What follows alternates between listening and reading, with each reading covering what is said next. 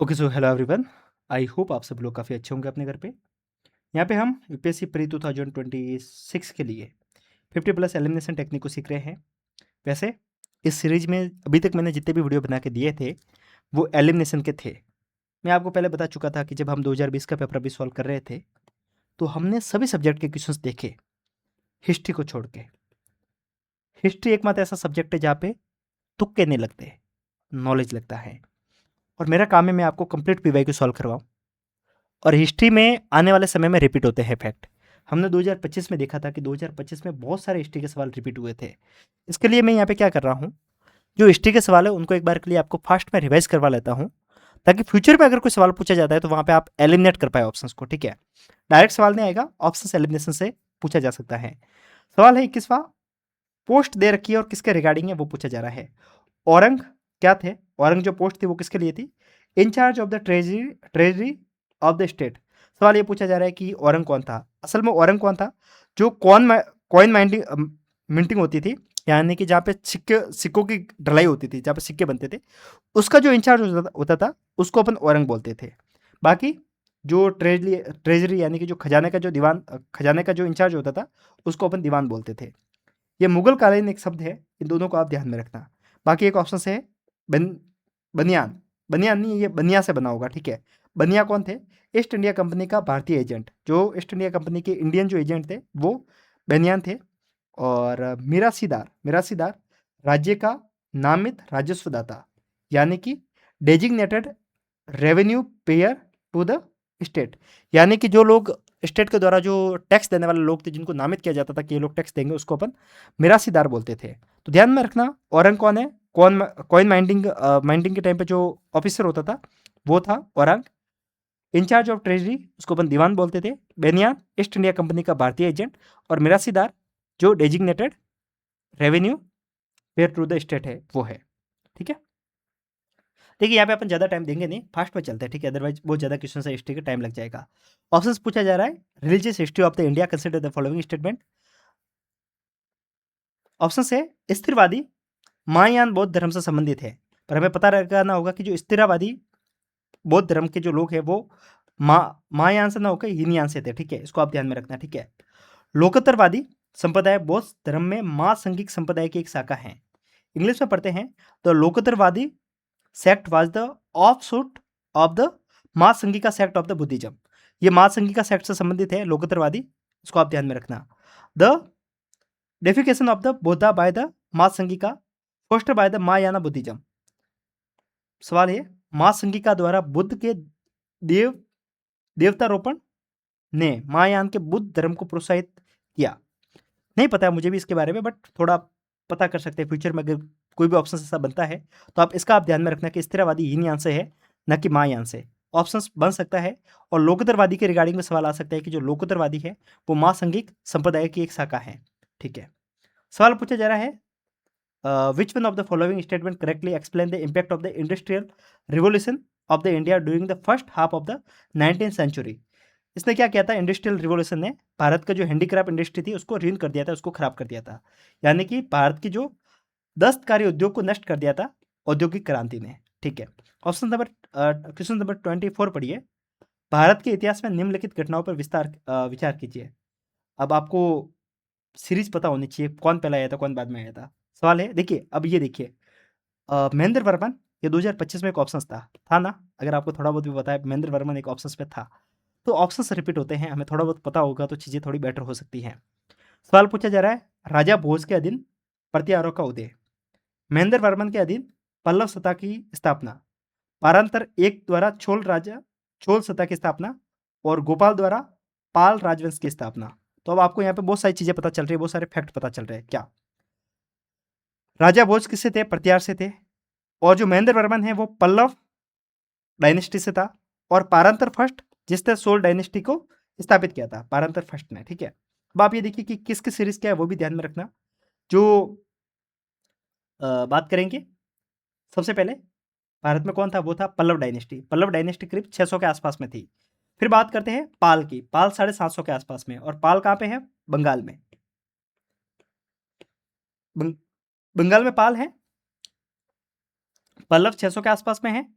चोला सबसे लास्ट में है, 900 के आसपास में, 900 से ये करीब 1100-1200 के तक ये रहे थे, ठीक है, चोला। तो उसको आप ध्यान में रखना। और अगर अपन बात करते हैं प्रतिहारा की, तो प्रतिहारा 800 के आसपास में है, मतलब चोल से जस्ट पहले थे प्रतिहार, ठीक है। गुजर प्रतिहार ये गुजरात और महाराष्ट्र के आसपास में रहने वाले लोग थे। तो अगर अपन इस सीरीज को देखते हैं तो सबसे पहले क्या आएगा, सबसे पहले आएगा महेंद्र वर्मन पल्लव डायनेस्टी यानी कि 2 नंबर। फिर आएगा 750 यानी कि पाल डायनेस्टी यानी कि 4 नंबर। ऑप्शन सी हमारा सी हो जाता है। यहाँ पे सवाल पूछा जा रहा है which one of the following phrase define the nature of the हुंडी। हुंडी क्या है उसके बारे में सवाल पूछा जा रहा है। हुंडी एक बिल ऑफ एक्सचेंज है। इसको एक तरीके से आप ले सकते हैं, बॉन्ड की तरह ले सकते हैं, जो शेयर मार्केट का एक शेयर होता है ना, या फिर बॉन्ड होता है, उसकी तरह आप अपन ले सकते हैं। बिल ऑफ एक्सचेंज है हुंडी। याद रखना ये हर्ष के पीरियड में था हुंडी।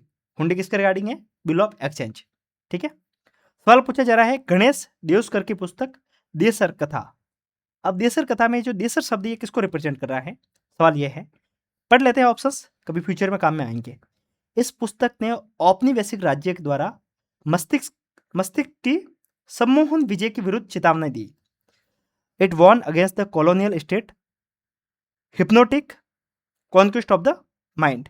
यानी कि ओवरऑल कह रहा है ये है कि जब औपनिवेशिक राज्य थे, जो कॉलोनियल टाइम था, वो लोग अपने सामानों के माध्यम से, अपनी लेगेसी के माध्यम से लोगों को मेंटली प्रभावित कर रहे थे। तो इस बुक के बारे में ये बताया गया था कि ऐसा ये लोग कर रहे हैं, तो उससे अपन को बच के रहना है। सेकंड ऑप्शन, इस पुस्तक ने स्वदेशी नुक्कड़ नाटकों तथा लोक गीतों को प्रेरित किया, ठीक है। अब देखिए ऑप्शन नंबर 3 क्या कह रहा है, देशों देवस्कर देवस्कर द्वारा देश शब्द का प्रयोग बंगाल क्षेत्र के विशिष्ट संदर्भ में किया गया है। अब देखिए इसको आप एलिमिनेट भी कर सकते थे, कैसे। ऑप्शन नंबर 3 कह रहा है the use of the desh by the Deuskar was in the specific context of the region of Bengal. क्या कह रहा है, अगर ये सीधा भी लिख सकता था, the use of the desh by the Deuskar was the context of the region of the Bengal. वो बंगाल के किसी कंटेक्स्ट के बारे में बात कर रहा है, पर यहाँ पे क्या कह रहा है, स्पेसिफिक कंटेक्स्ट, मतलब कहीं ना कहीं जोर देके बोल रहा है कि बंगाल के रिगार्डिंग बात कर रहा था। लेकिन नहीं, देश यहाँ पे जो शब्द यूज किया गया है वो सिर्फ बंगाल के लिए नहीं, पूरे भारत देश के लिए बात की गई थी इसमें, ठीक है। तो इसको अपन काटते हैं, तो यहाँ पे अपना एक और 2 ऑप्शन बच जाता है। गांधी इरविन पैक्ट के बारे में सवाल पूछा जा रहा है। गांधी इरविन पैक्ट में क्या डिसाइड हुआ था, invitation to the Congress to participate in the round table conference. सबको पता है कि गांधी इरविन पैक्ट के बाद में कांग्रेस को इन्वाइट किया गया था, और गांधी जी ने इस बात को एक्सेप्ट भी कर लिया था। ये वाला सही होगा, काटो इसको। अब हमारे पास में क्या क्या बचता है, 3 को पढ़ने, सेकंड को, अच्छा एक वाला तो सही हो ही रहा है ना, हाँ ठीक है। तो हमारे पास में कौन सा जा रहा है, 3 वाला नहीं, अब हमें 4 वाले को एक बार के लिए पढ़ना है। Release of the only those prisoner who were not the charge with the violence. अब ये प्रॉपर फैक्ट था, कुछ लोग सोचेंगे सिर्फ ओनली देख के काटो, काटना नहीं है। और वैसे एक बात ये भी समझनी होगी कि अगर अपन पढ़ते हैं ऑप्शन नंबर सेकंड को, withdrawal of the ordinance promulgated in the connected with the civil disobedience movement, जो सविनय अवज्ञा आंदोलन था, सविनय अवज्ञा आंदोलन ही है ना, देखो ये गलती हो गया। और देखो नॉन कॉपरेशन मूवमेंट होता है असहयोग आंदोलन। इन लोगों ने देखो कितना यूपीएससी हरामी है, आपको समझ में आएगा यहाँ पे, ठीक है। यूपीएससी वाला कितना नालायक है। यहाँ पे क्या लिखा है, सिविल डिसोबियंस मूवमेंट के बारे में लिखा है, और हिंदी में क्या लिखा है, असहयोग आंदोलन। असहयोग आंदोलन होता है नॉन कॉपरेशन मूवमेंट। तो इसके लिए कहते हैं कि कई बार हिंदी और इंग्लिश में कंफ्यूजन होता है, तो इंग्लिश को भी पढ़ लेना, ठीक है। ऑल्दो यहाँ पे असहयोग आंदोलन नहीं है, ये होगा सविनय अवज्ञा आंदोलन।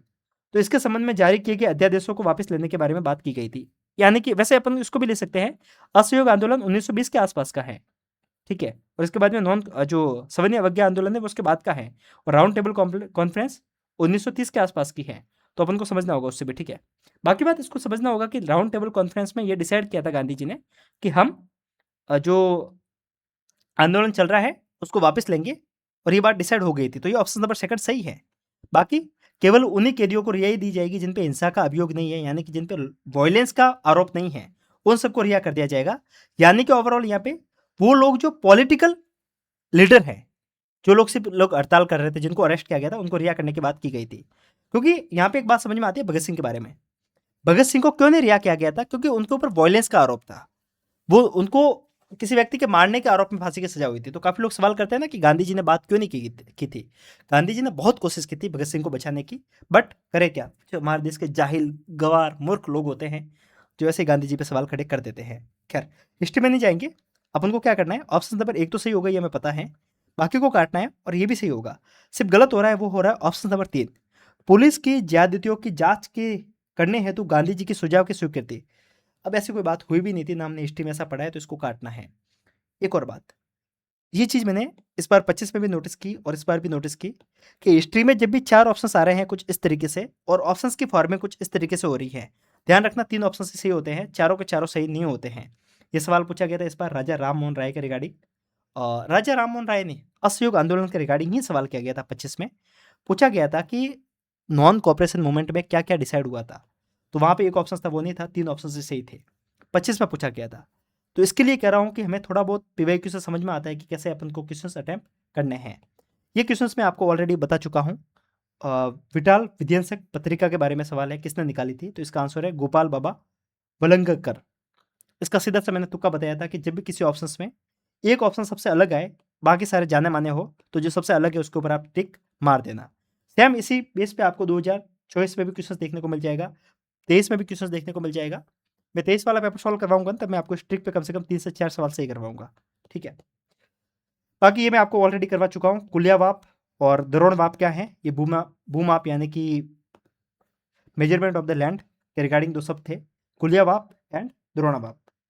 क्वेश्चन नंबर 3 है, ऑप्शंस पूछा जा रहा है किसके रिगार्डिंग था? ये अशोक के रिगार्डिंग था। सवाल जो है ये है कि कोई भी व्यक्ति जो अपने संप्रदाय को महिमा मंडित करने की दृष्टि से अपने धार्मिक संप्रदाय की प्रशंसा करता है या संप्रदाय के प्रति अत्यधिक भक्ति के कारण अन्य संप्रदायों की निंदा करता है, वह अपितु अपने संप्रदाय की गंभीर रूप से हानि पहुंचाता है। ऐसी बात कौन बोलेगा? ऑब्वियस सी बात है, अशोक ही बोलेगा। धर्म वगैरह कौन बात करता है? अशोक। ठीक है, ठीक है।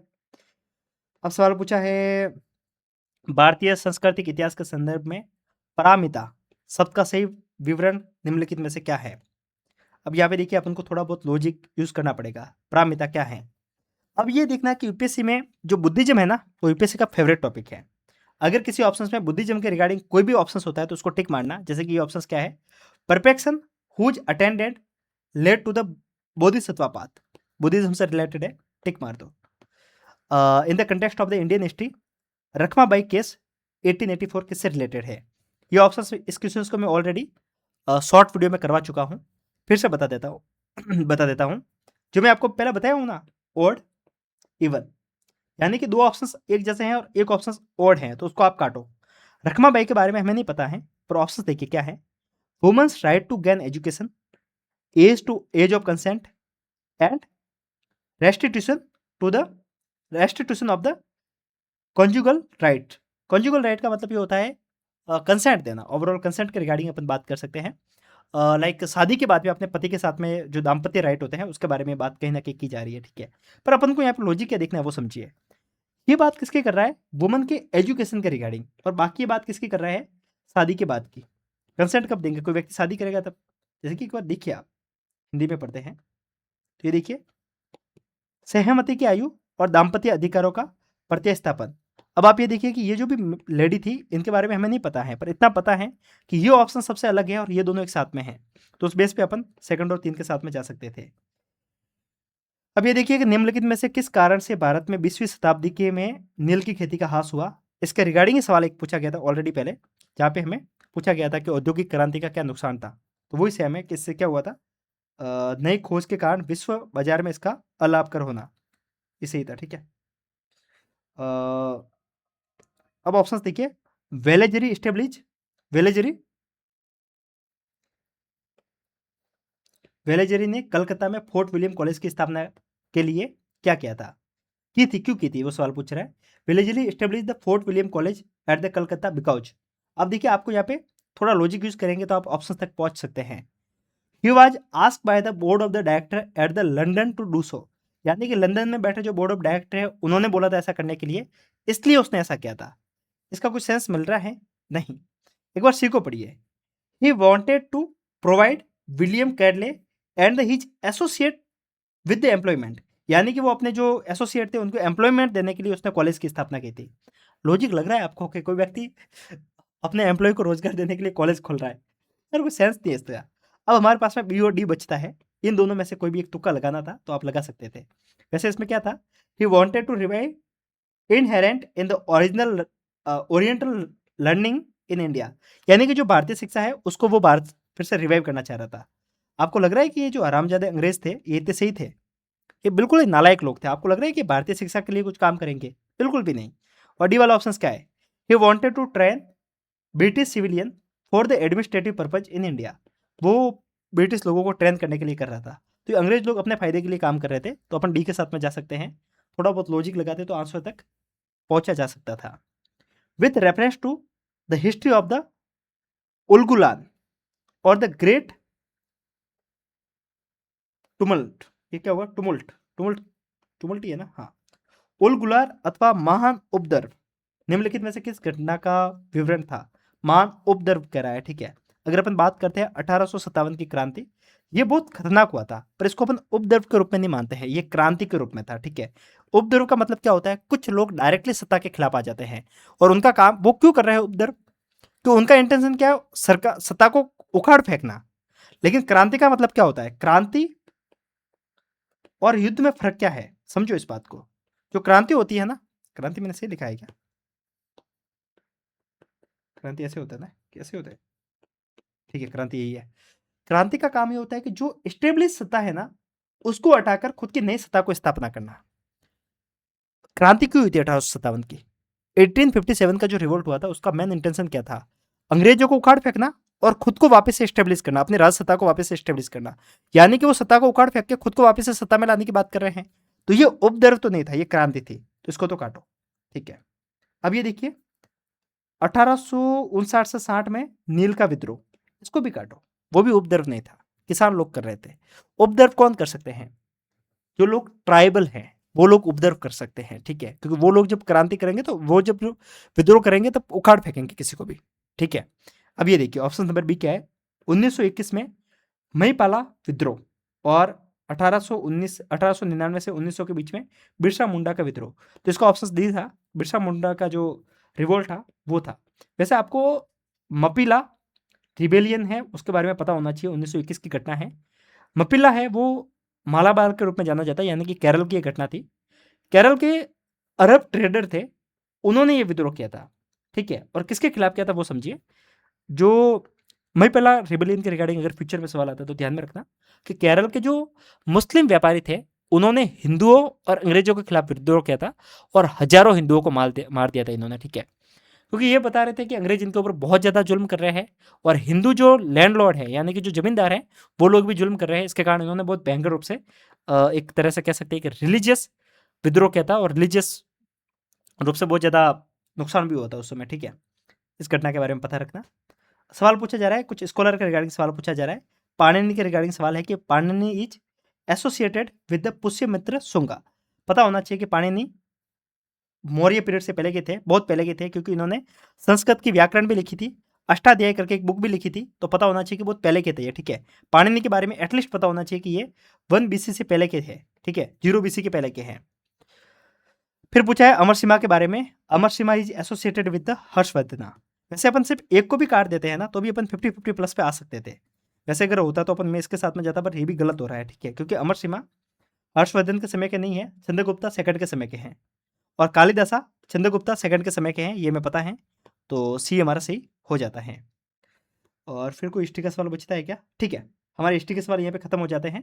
मैंने आपको बोला था कि सिर्फ मैं हिस्ट्री के सवाल करवाऊंगा, और हिस्ट्री के जो फैक्ट बेस्ड सवाल थे, जो सिर्फ नॉलेज के बेस पे सॉल्व करने थे, वो हो गए हैं। अब ऑफिशियली मैं अनाउंस कर रहा हूँ कि 2020 का पेपर हमने कंप्लीटली सॉल्व करवा दिया है यूपीएससी का। अब हमने कौन कौन से पेपर सॉल्व करवा दिए वो समझिए। 2020, 2021, 2022, 2024, 4 पेपर मैं ऑलरेडी सॉल्व करवा चुका हूँ। इसके बाद में हम लेंगे 2023, और सबसे लास्ट में लेंगे 2025। लास्ट में लेने का पीछे कारण है आंसर की। अभी तक ऑफिशियल आंसर की आई नहीं है, और बिना ऑफिशियल आंसर की के अपन यूपीएससी के लॉजिक को डायरेक्ट डिकोड करें और बाद में पता चले कि आप, काफ़ी लोग क्या बोलेंगे कि आंसर के आने के बाद आपको ट्रिक सूझ रही है। ऐसा नहीं है। मैं इसके लिए कह रहा हूँ क्योंकि मैं जो वीडियो बनाऊंगा 25 का, उसमें बहुत सारे ऑप्शंस ऐसे होंगे जो रिवाइज होंगे, रिपीट होंगे। लाइक चॉइस के जो ज्योग्राफी के सवाल पूछे गए थे वो 25 में रिपीट हुए थे। तो हमें एग्जैक्ट आंसर पता होना जरूरी है, यूपीएससी का लॉजिक पता होना जरूरी है। जैसे कि 5 में से 3 सही होते हैं, ये मैं कैसे कह रहा हूँ? क्योंकि यूपीएससी ने इस पैटर्न को फॉलो किया है। तो हम आंसर के आने तक वेट करेंगे। 20 का पेपर सॉल्व कर दिया है हमने। मैं कोशिश करूंगा कि जो 20 का पूरा पेपर है इसको एक ही वीडियो में कंपाइल करके डाल दूंगा, और या फिर अपन एक वीडियो करेंगे जहाँ पे सारे वीडियो जितने आज तक किए हैं ना, 18-19, उन सबको अपन डाल देंगे। बाकी अगर ये सीरीज़ अच्छी लग रही है तो आप लाइक और कमेंट करके बता सकते हैं। मिलते हैं, तब तक के लिए नमस्कार, जय हिंद।